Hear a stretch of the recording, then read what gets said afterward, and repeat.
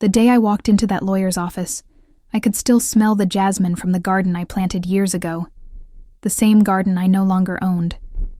My husband had taken my mansion, my business, even my last name. But that morning, I signed one paper that changed everything. Quietly, legally, and completely. Before continue, please subscribe our channel and like our video. My name is Linda Parker. And for most of my life, I believed in building things, homes, families, dreams. When I met Robert Wum, I was a widow in my early 40s, with a teenage son and a successful interior design business.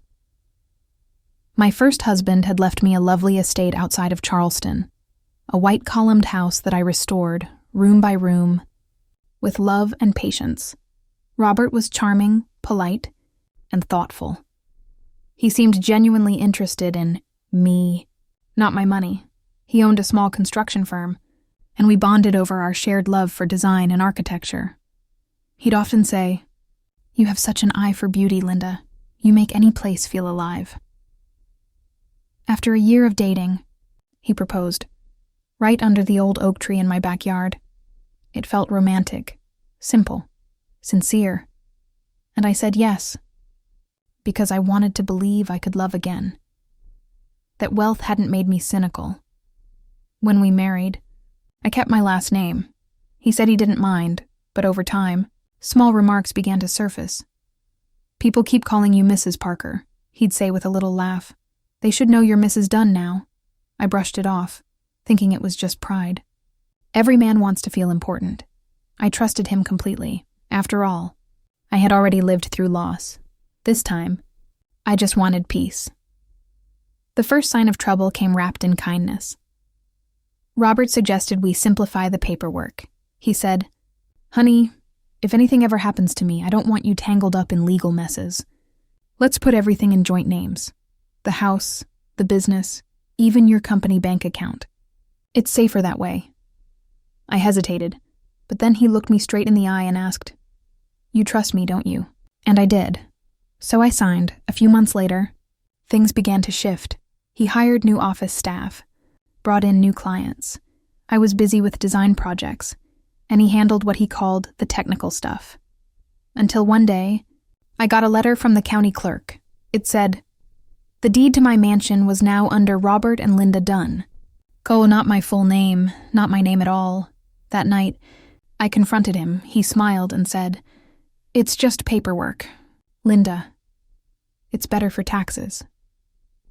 But the way he said it made my stomach turn cold.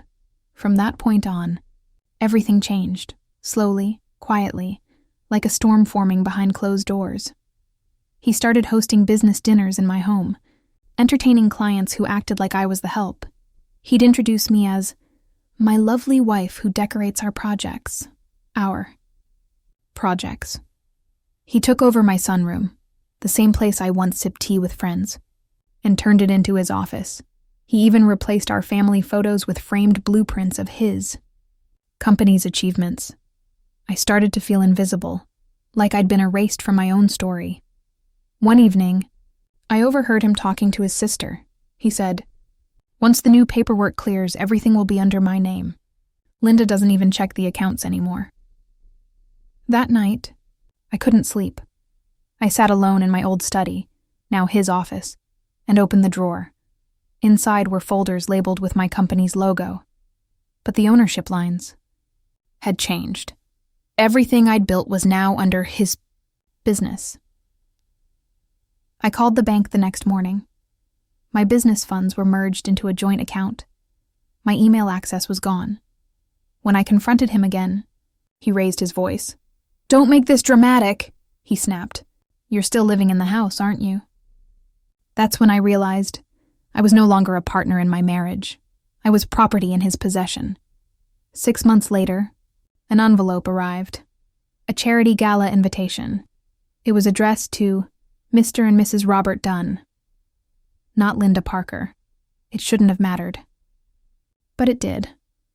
I went to that event anyway, wearing a soft blue dress and the calmest smile I could manage. When they announced the evening's sponsor, the Dunn estate, my heart twisted, the mansion I built. was now his bragging right. But fate had other plans. A woman approached me, Clara Benson, an old friend of my late husband. She worked for a local law firm. She took my hand gently and said, "Linda, are you aware your house was transferred into an LLC managed solely by Robert Dunn?" I whispered, "Solely?" She nodded. "Your name's on the papers, but you signed over all control." That night, I didn't cry. I didn't shout, I just went still. I cooked dinner, set the table, and stayed silent. Because sometimes silence is where strength begins. The next morning, I met Clara at her office. She explained everything. Robert had used my signature to transfer the deed and merge my assets. But there was one thing he didn't know: a clause in my late husband's will. The estate had been given to me, personally, and any change required my written consent under my full legal name, Linda Parker, not Linda Dunn. That meant every transaction Robert filed was invalid for weeks. Clara and I worked quietly. We gathered original titles, contracts, and a certified copy of my marriage license showing I'd kept my surname. I smiled through dinners, laughed at his jokes, played the part of the oblivious wife, because patience can be the sharpest weapon. Then came the day of truth. It was a warm Friday afternoon. Robert called me into his office, holding a stack of papers.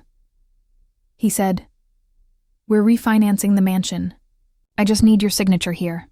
Same tone, same trick, but this time I smiled and said softly, "Actually, I already signed something today." He frowned. "What do you mean?" I handed him an envelope, an official notice from the lawyer. The estate had been reverted fully to Linda Parker, as per the original deed. His face went pale. "What did you do?" He whispered. "I corrected a mistake," I said calmly. "You used my trust. I used the truth." Within a month it was over. The mansion, the business, the accounts, all legally mine again. Robert moved out quietly. No fights, no tears. Just silence. The kind that follows when someone realizes they've lost the game they thought they'd already won.